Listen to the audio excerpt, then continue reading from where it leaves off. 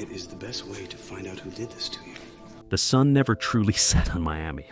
Not on that show. That golden light bouncing off glass towers, the sound of a case file snapping open, and one man standing at the edge of everything, slowly lifting his sunglasses toward a horizon only he could see. For 10 years and 232 episodes, CSI Miami held millions of viewers in a grip that felt almost personal. But here's the question that lingers long after the final credits rolled. What happened to the people behind those roles? Who is still here, still working, still living? And who did we lose quietly, without nearly enough farewell? Hi, my name is Edward, and this is Screen Legends, the channel where we go beyond the screen, past the glamour and the studio lights, and into the real lives of the people who shaped the television we grew up loving. David Caruso, Lieutenant Horatio Kane. David Caruso was 46 years old when he first stepped into the role of Horatio Kane, and from that very first episode, something became immediately clear. This was not going to be an ordinary television performance. Horatio moved through crime scenes with the quiet authority of someone who had seen everything and made peace with none of it. Those signature moments, the slow removal of the sunglasses, the pause before a line that made the entire scene hold its breath, were not simply dramatic flourishes. They were the heartbeat of the show itself, a rhythm millions of viewers came to depend on. Today, David Caruso is 69 years old.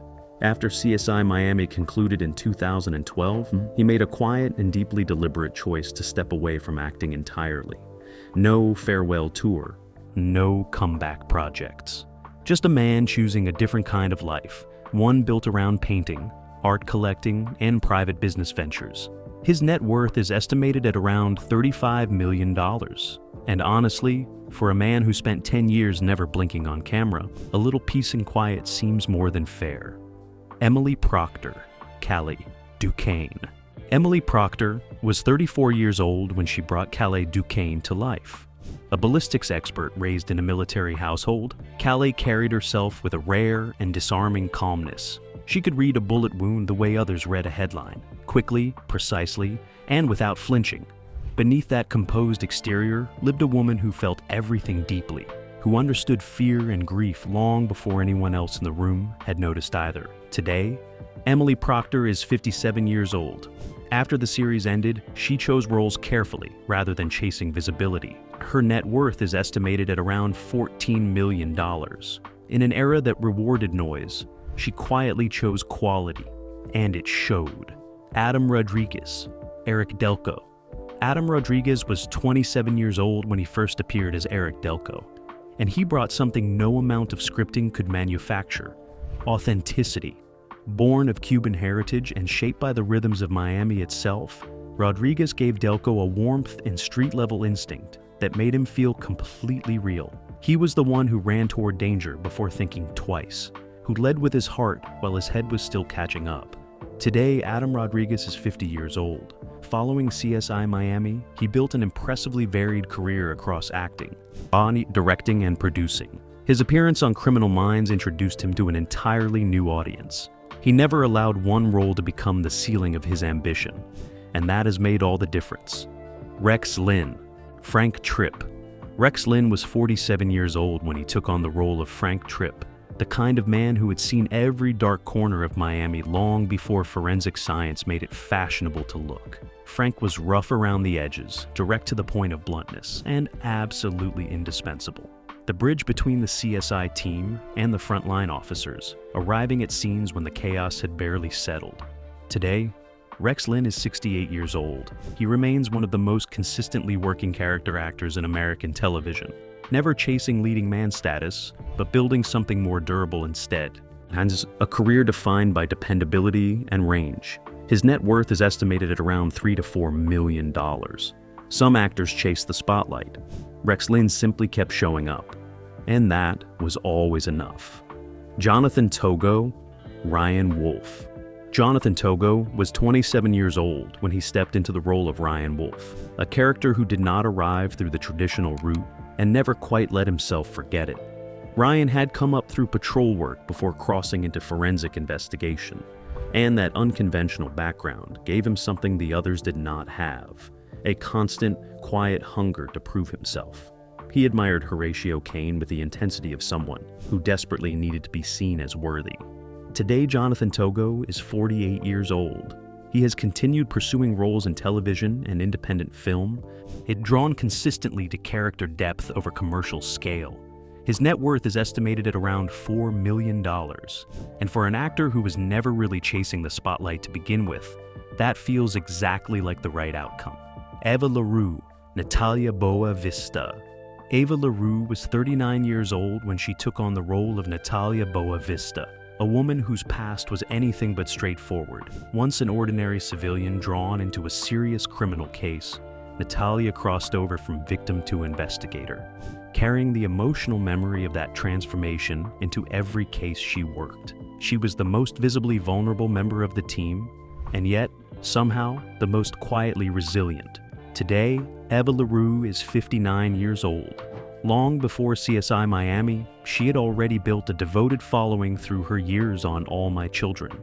And that after leaving CSI, she continued working steadily across family and dramatic series. Her net worth is estimated at around $4 million. A steady, dignified career for a performer who always gave more than the role required. Candy Alexander, Dr. Alex Woods. Candy Alexander was 45 years old when she stepped into the role of Dr. Alex Woods, and from the very first episode, it was clear she was doing something entirely different, with what could easily have been a standard supporting role. Alex did not simply determine causes of death, she mourned them. She spoke to her victims with the tenderness of a mother at a bedside, reminding every viewer that behind every body on that table was someone who had been deeply loved. Today, Candy Alexander is 67 years old.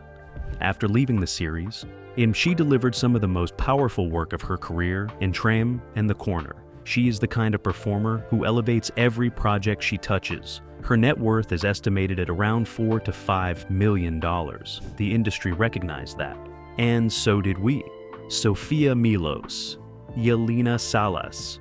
Sofia Milos was 34 years old when she brought Yelena Salas to life. A detective with an internal affairs background and absolutely zero patience for people who confused authority with actual truth. Yelena did not blend in. She was not designed to. She challenged, she disrupted, she pushed her colleagues to examine their own assumptions and their own blind spots, and she did it with a relentless precision that made every scene she occupied feel slightly, pleasantly electric.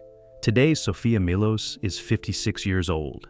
After the series, she continued pursuing both television and film work with an international reach, maintaining a reputation as a bold and distinctive performer. Her net worth is estimated at around $3 to $4 million. And if you ever wondered what happened to the woman who could make Horatio Caine look slightly uncertain, she is still very much out there and still very much herself. Christian Clemenson, Dr. Tom Lohman. Christian Clemenson was 51 years old when he joined the later seasons of CSI Miami as Dr. Tom Lohman, a medical examiner who had long ago replaced sentiment with precision and dry, faintly unsettling humor. He was blunt in the way that only someone who has spent years alone with uncomfortable truths can manage to be, which is to say, refreshingly and occasionally uncomfortably honest. Today, Christian Clemenson is 67 years old. He earned widespread critical recognition for his portrayal of Jerry Espenson on Boston Legal, a performance of such extraordinary quirky depth that it brought him the kind of industry respect that outlasts any single role or any single season. His net worth is estimated at around $5 million, built through decades of stage, television, and film work that quietly and consistently reminded people just how rare genuine character acting truly is. Brendan Fair, Dan Cooper. Brendan Fair was 28 years old when he took on the role of Dan Cooper, an FBI agent assigned to Miami for cases that stretched beyond local jurisdiction. Cooper was careful, measured, and professionally composed in a way that occasionally made the CSI team feel managed rather than assisted, which, to be fair, it was probably the point. His relationship with Horatio Caine carried the tension of two people who wanted the same outcome through entirely different roads. Today, Brendan Fair is 47 years old. After leaving CSI Miami, he continued working steadily in television, appearing in Bones and The Night Shift. Not every project achieved major recognition, but each kept him active and genuinely engaged with his craft. His net worth is estimated at around $5 million. A reliable career built quietly, one honest role at a time. Bodhi Bliss, Maxine Valera. Bodhi Bliss was 31 years old when she stepped into the role of Maxine Valera, a data analyst who lived among numbers, algorithms, and the quiet logic of criminal behavior patterns. Maxine was not the type to rush into the field. She was the mind behind the operation, filtering through mountains of raw information to find the single thread that made everything else make sense. Understated, precise, and indispensable in the way that the most important people in any room so often are. The kind of character you only truly appreciate when she is not there. Today, Bodhi Bliss is 54 years old. After CSI Miami, she chose a relatively private path, appearing in television and independent film projects without chasing mainstream momentum. Her net worth is estimated at around $1 to $2 million.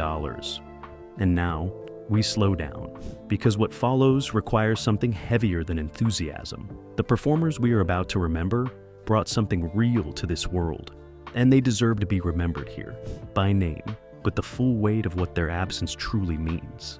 Is Dennis Farina, Detective John Hagen. Dennis Farina was 59 years old when he appeared in CSI Miami as Detective John Hagen. Farina brought to Hagen what he brought to every role across his extraordinary career: a lived-in authenticity that could not be manufactured because it came from somewhere genuinely real. Before acting, he had served as a Chicago police officer for nearly 18 years. He did not pretend to understand law enforcement. He remembered it. Dennis Farina passed away on July the 22nd, 2013, at the age of 69, following a blood clot. From Midnight Run to Law and Order, from Crime Story to Get Shorty, he left behind a career defined by a rare ability to make every character feel completely unquestionably alive. He is the kind of irreplaceable that takes a lifetime to build and leaves a gap no one quite knows how to fill. Leslie Nielsen, Judge Joseph Ratner. There is something almost wonderfully unexpected about the fact that Leslie Nielsen appeared in CSI Miami, a man who had spent decades becoming one of the most beloved comic performers in American film history. The face of Airplane and The Naked Gun, sitting inside the serious, sun-drenched world of Horatio Caine. And yet, that was the particular genius of Leslie Nielsen. He could walk into any room and own it completely, regardless of what the room was built for. Leslie Nielsen passed away on November the 28th, 2010, at the age of 84, from complications following pneumonia. Then he left behind a legacy so vast and so genuinely joyful that it is almost impossible to summarize without smiling, which feels entirely appropriate. The world was a funnier place when Leslie Nielsen was in it, and noticeably quieter since. John Spencer. Guest role. John Spencer was one of those rare performers who seemed to carry the entire weight of American character, acting somewhere quietly behind his eyes. By the time he appeared in CSI Miami, he was already beloved to millions as Leo McGarry on The West Wing, one of the defining performances of an entire era of American television. John Spencer passed away on December 16, 2005, at the age of 58 from a heart attack. He died while The West Wing was still in production. The grief that followed was profound, public, and completely deserved. His appearance in CSI Miami was brief, but everything John Spencer did on screen carried a weight that most actors spend entire careers trying to find. The industry produces people like him rarely and misses them for a very long time. Charles Durning, guest, role. Charles Durning was one of the last genuine living links to a golden era of American character acting when he appeared in CSI Miami. A decorated World War II veteran who had survived the Normandy landings and built one of the most extraordinary acting careers of the 20th century on the foundation of that experience and that unshakable, bone-deep resilience. By the time he walked onto a CSI Miami set, he was already a legend, twice nominated for Academy Awards. It celebrated across stage and screen for more than 5 decades of work that spanned every genre and every register of human emotion. Charles Durning passed away on December 24th, 2012, at the age of 89. He passed on Christmas Eve, which feels both terribly sad and somehow quietly fitting for a man whose life had been defined from the very beginning by survival, by dignity, and by the quiet, extraordinary courage of ordinary people facing circumstances that were anything but. His net worth at the time of his passing was estimated at around $8 million, reflecting a career of astonishing length and genuine, lasting significance. Miguel Ferrer. Guest role. Miguel Ferrer carried a quality that was almost impossible to teach and entirely impossible to fake. A natural intensity, a dark intelligence behind the eyes, an ability to suggest that his characters knew considerably more than they were ever going to tell you. The son of actor Jose Ferrer and singer Rosemary Clooney, he grew up surrounded by performance and developed into something entirely his own. A screen presence so distinctive that he became one of the most sought-after character actors of his generation. His appearance in CSI Miami, brief as it was, carried that same unmistakable gravity. Miguel Ferrer passed away on January 19, 2017, at the age of 61, following a battle with throat cancer. He left behind a career that included RoboCop, Twin Peaks, and NCIS Los Angeles, among many others. A body of work defined by intelligence, specificity, and a refusal to ever take the easy road through a scene. And he was the kind of actor other actors watched carefully and learned from instinctively. 61 years old. Far, far too soon. David Lee Smith. Rick Stettler. David Lee Smith was 39 years old when he stepped into the role of Rick Stettler, the internal affairs inspector, whose very presence in any scene was enough to raise the tension in a room by several uncomfortable degrees. Stettler was not a villain in any simple sense.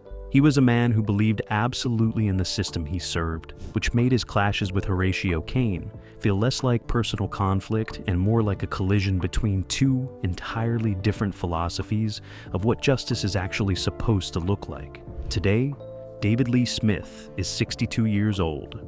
After CSI Miami, he appeared across a wide range of projects, from dramas to science fiction to crime films, each maintaining a steady and dependable career that never quite reached the heights of mainstream recognition, but never stopped working either. His net worth is estimated at around $2 to $3 million, built through many years of professional, committed, quietly excellent work in the industry. A career without a great deal of noise, which, given the character he is best remembered for, feels almost poetic. And so, here we are, at the end of a journey that began on a sun-soaked Miami crime scene and wound its way through decades of real lives. Lives that continued and evolved and surprised us and, in some cases, ended quietly while the rest of the world was looking somewhere else entirely. CSI Miami was never simply a television show. It was a world. AI built carefully and brick by real people who brought real craft to every episode, every case, every single sunglasses removal that somehow, and I will defend this until my last breath, never got old. The 17 cast members we visited today each left something behind on that screen, something that does not disappear just because the show ended or because time kept moving forward without them. The ones who are still with us deserve to be celebrated, and the ones we have lost deserve to be remembered, not as names in a credit scroll or footnotes in a television retrospective, but as performers who gave something genuine and something lasting to the screen, and to the millions of people who loved them for it. This is Screen Legends. My name is Edward. Thank you sincerely for spending this time with me today. If these stories meant something to you, if they brought back a memory or put a name back to a face you had almost forgotten, then please follow the channel and join us for the next journey. Because there are so many more stories still waiting to be told, and we are, truly, just getting started.